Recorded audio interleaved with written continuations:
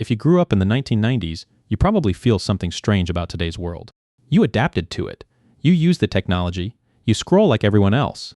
But somewhere inside it still feels different. If that quiet feeling makes sense to you, this video is about you.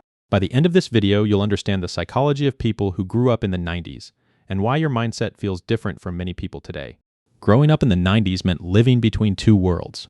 A slower world and a fast one. You remember boredom. Real boredom. No phone in your pocket, no endless scrolling, no instant entertainment. If nothing was happening, you simply sat there. That silence trained something powerful. Patience. Waiting was normal. Waiting for your favorite show, waiting for the internet to connect, waiting to meet friends outside. Nothing was instant. So your brain learned something modern life struggles with. Delayed reward. This is where the psychology begins to show. People who grow up with constant stimulation often expect constant results. But 90s kids learned that good things take time. Progress felt slower, but also more satisfying. Another difference was attention. Entertainment was limited. One TV, few channels, fixed timing. When you watched something, you actually watched it. No second screen, no notifications. Your attention stayed longer in one place. Then the internet arrived, and suddenly everything changed. But here's the interesting part. 90s kids experienced both systems. Life before the algorithm and life after it. That created a unique mental flexibility.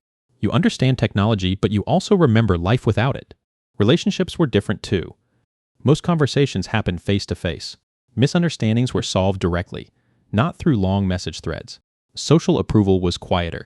No likes, no follower counts. So identity formed differently, more privately. This is why many people from that generation feel a subtle discomfort with modern comparison culture. You weren't raised to measure life publicly. But there's another psychological effect. Resilience. When entertainment is limited and problems can't be Googled instantly, you experiment, you figure things out. You get used to uncertainty. That builds problem-solving instincts. Of course, every generation has strengths and struggles, but the 90s created a rare balance. Enough technology to adapt to the future. Enough offline life to understand stillness. And that balance shaped a mindset. Comfortable with progress, but not fully dependent on it. Maybe that's why many people who grew up then still value simple things. Long conversations, uninterrupted focus, quiet moments without screens. The world moved faster, but your brain remembers slower rhythms. And that memory is not outdated.